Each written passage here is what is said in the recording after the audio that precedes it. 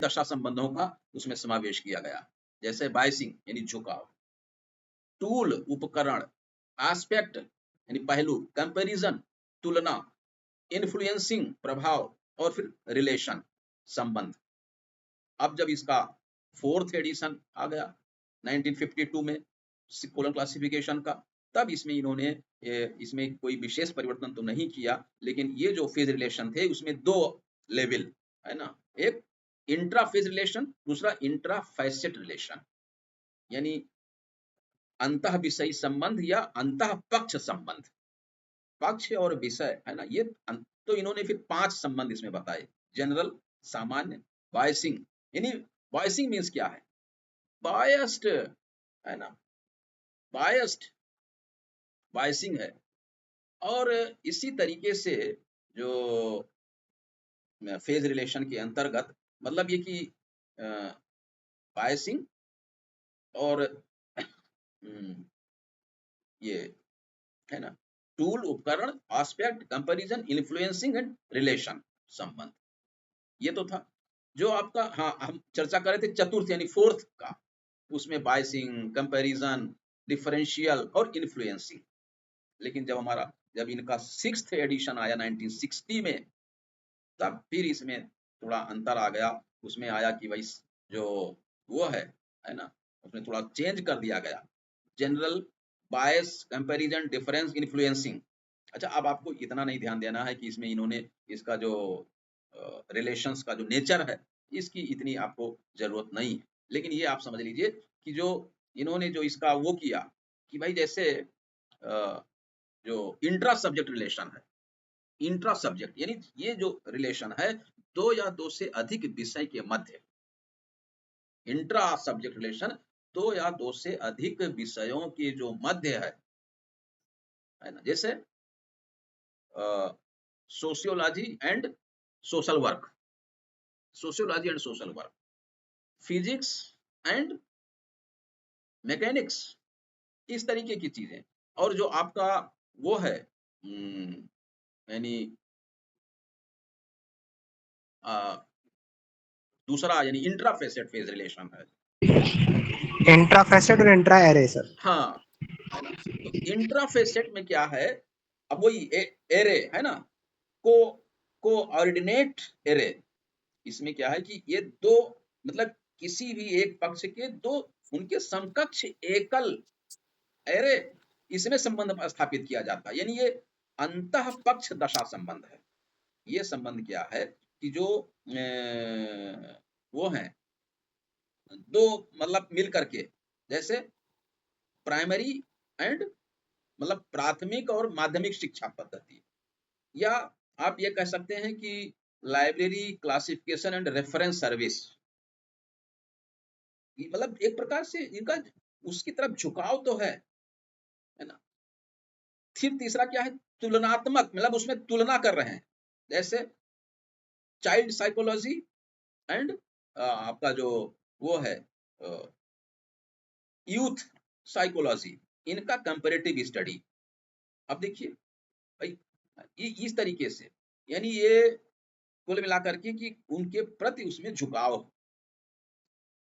Intra array phase relation जो है उसमें क्या है कि ये जो जब कोई एक ही फेसेट एक पक्ष है और उसमें दो यानी दो श्रृंखला दो चेन आइसोलेट्स हैं अगर, तो उनके बीच में संबंध जो प्रदर्शित होता है उसको कहते हैं इंट्रा एरे फेज रिलेशन।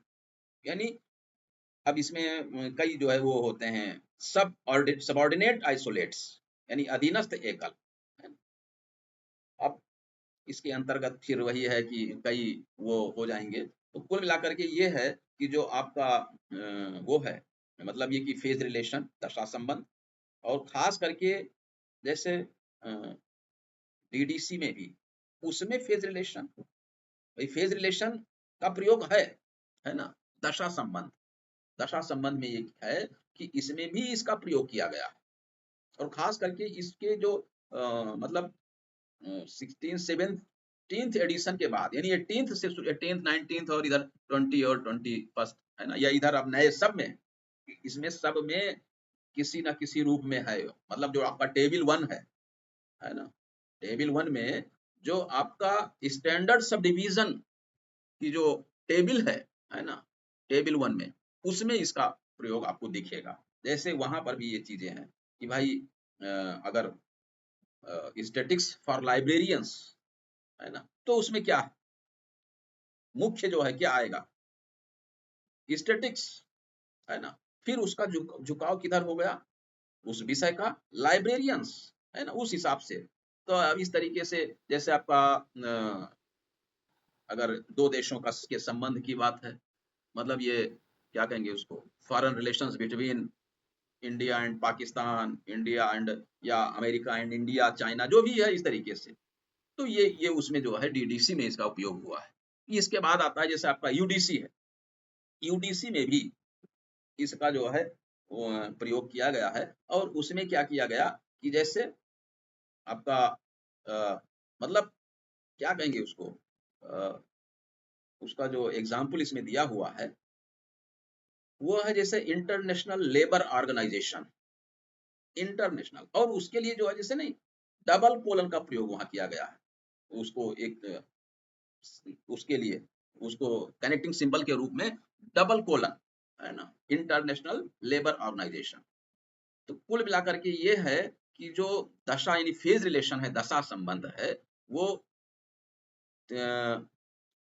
कह सकते हैं कि 3 स्तर है इसके, अंतर विषयी दशा संबंध, अंतः पक्ष दशा संबंध और अंतः पंक्ति दशा संबंध, ये हो गई। लेकिन डीडीसी और यूडीसी में जो आपका फेज रिलेशन है, उसमें आपने देख लिया कि उसमें कोई वैसा नहीं किया गया, लेकिन वो विभिन्न एग्जाम्पल के आधार पर यह स्पष्ट हो रहा है कि इसमें फेज रिलेशन का प्रयोग इनमें भी किया गया है ना।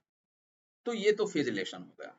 अब आता है आइसोलेट की बात आती है, जो कॉमन एकल है ना, और कॉमन आइसोलेट डीडीसी में और यूडीसी में, और फिर इसके बाद जो है कोलन में, सब में अलग अलग। जैसे आपका ये है डीडीसी, डीडीसी में क्या किया गया कि एक प्रकार से जो कॉमन आइसोलेट की जो का कॉन्सेप्ट था, वो सर्वप्रथम, मतलब सबसे पहले ये पता है हम लोगों की भाई डीडीसी की है 19 मतलब 1885 में मेलविल डीबी ने इसकी परिकल्पना कर दी की थी है ना। और इसमें डेसिमल क्लासिफिकेशन में इसका जो वो था फॉर्म डिवीजन उस समय, यानी कॉमन सब डिवीजन या यूनिफॉर्म सब डिवीजन, और धीरे धीरे इसका नाम, मतलब ये कि इसका उपयोग तो पहले से था, लेकिन इसके बाद इसका जो प्रयोग हुआ वो फिर कुल मिलाकर के ये है कि जो उनका स्टैंडर्ड सब डिवीजन के रूप में इसका प्रयोग किया गया है।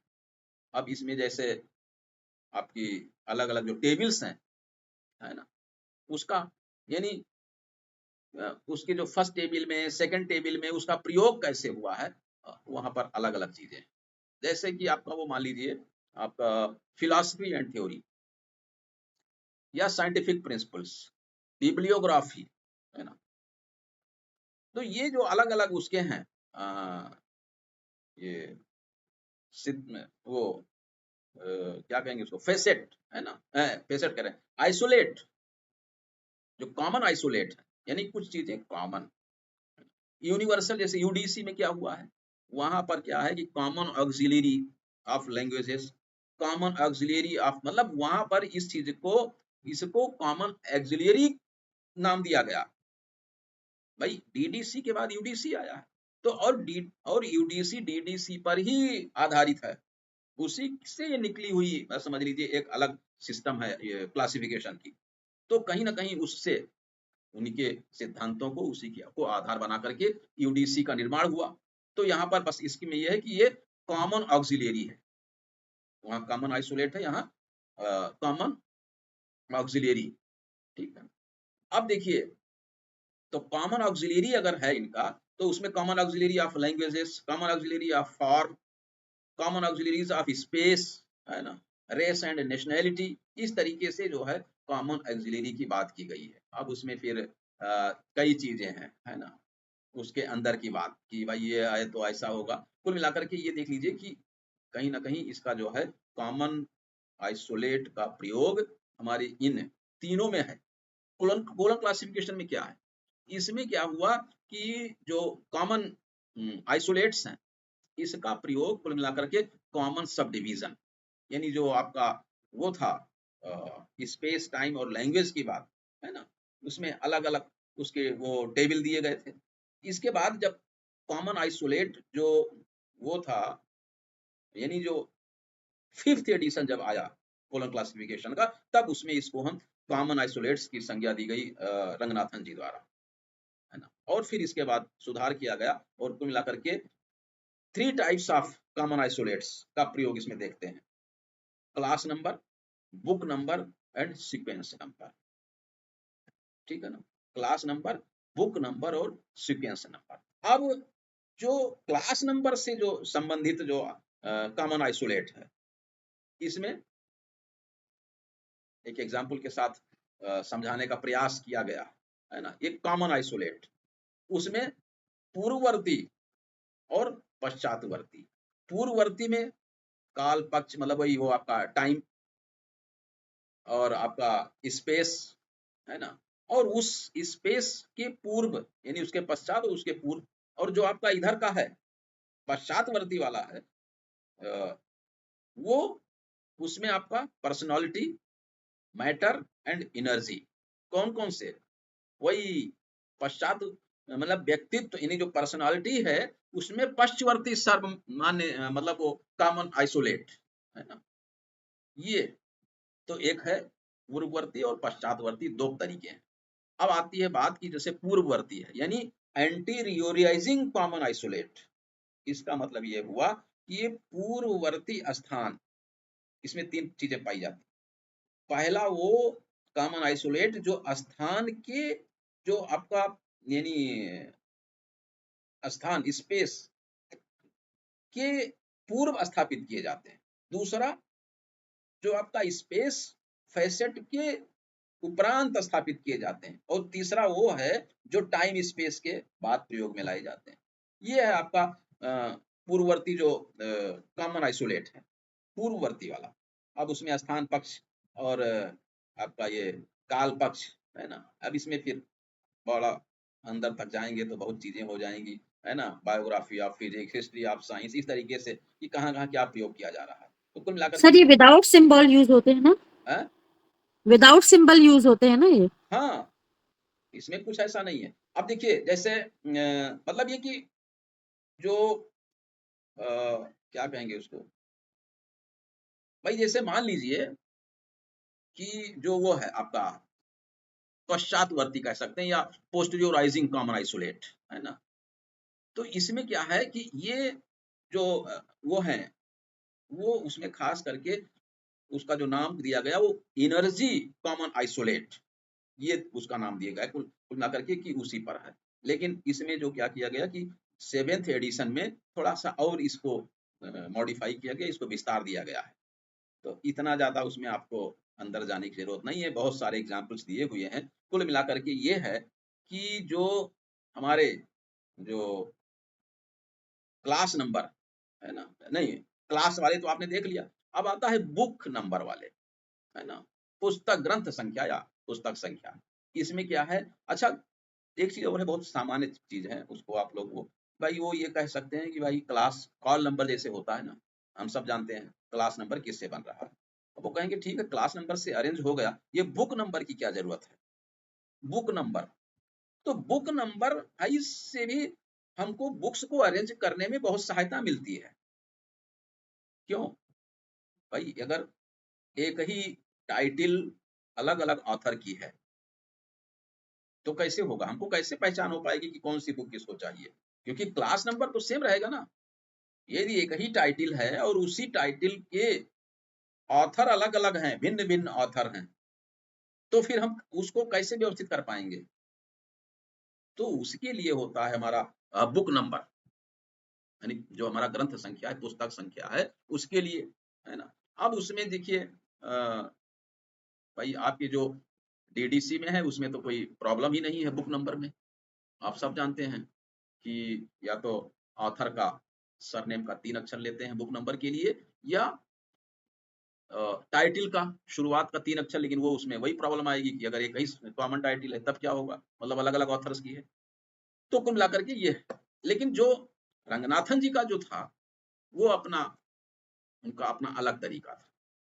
उनका जो मतलब ये कि सिस्टमेटिकल, अल्फाबेटिकल, क्रोनोलॉजिकल, भाई कालक्रम के अनुसार या अल्फाबेट के अनुसार, टाइटल के हिसाब से, सब्जेक्ट के हिसाब से, ऑथर के हिसाब से उन्होंने कई उसके जो है वो किए, कई तरीके, कई फॉर्म इसका इसके लिए उपयोग किया।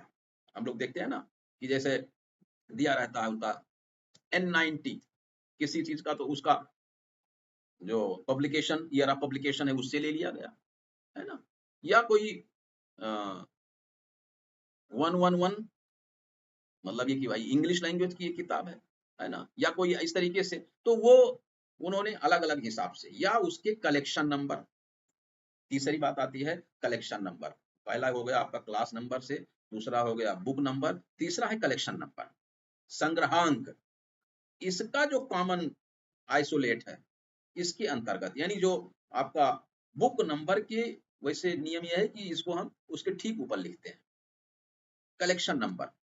अब इसमें कलेक्शन किसका, RR reading room, secondary SC, tertiary TC, periodicals PC, है ना, फिजिक्स का CD, ZD, लॉ, इस तरीके की चीजें। तो इसका जो है इसका भी अपना महत्व है, लेकिन इसके भी जो भाई अगर कोई छोटी किताब है, कोई बड़ी किताब है, कोई बड़ी असामान्य टाइप की पुस्तक है, कोई बहुत जीर्ण शीर्ण पुस्तक है, तो इसको जो है इसका जो बुक नंबर है उसमें कैसे क्या क्या करना है, कहाँ जो है ऊपर लाइन लगा देना, कहाँ नीचे लाइन लगा हाँ, देना, उसके अंडरलाइन, अंडरलाइन अबोलाइन, करना है ना, ये उसके हाँ, नियम है, सर्कल लगाना, ये सब रूल है उसके बस। तो ये एक सिंपल सी बात इसमें हो गई। सर। और रंगनाथन सर ने बुक नंबर फॉर्मूला भी दिया था ना। बुक नंबर, हाँ देखिए रंगनाथन जी का अपना एक क्या था कि वो भारतीय अगर कहेंगे कि भारत के जो हमारे जो यूजर मतलब उस समय के हिसाब से रीडर पाठक थे, उनके हिसाब से उन्होंने किया। ऐसा नहीं है भाई, DDC देखिए कितना पुराना था और अभी तक सर्वमान्य है, लेकिन उन्होंने उसको वहां देखा, उसका अध्ययन किया। उन्होंने तो सारी चीजों का अध्ययन करने के बाद ये चीजें लाई ना, तो उन्होंने देखा कि भाई हमारे जो भारत के लोग हैं उनकी क्या सर्च स्ट्रेटेजी होती है, किसी चीज को खोजने का उनका क्या तरीका, किसी चीज को प्राप्त करने के लिए वो किस तरीके से खोजबीन करते हैं, किस तरीके के उनकी क्वेरीज होती हैं, इसको ध्यान में रखते हुए ये किया उन्होंने। बाकी ऐसा नहीं था कि कोई वो था कि नहीं हम तो अलग से बना लेंगे, इन्होंने बनाया है, मैं अपना क्लास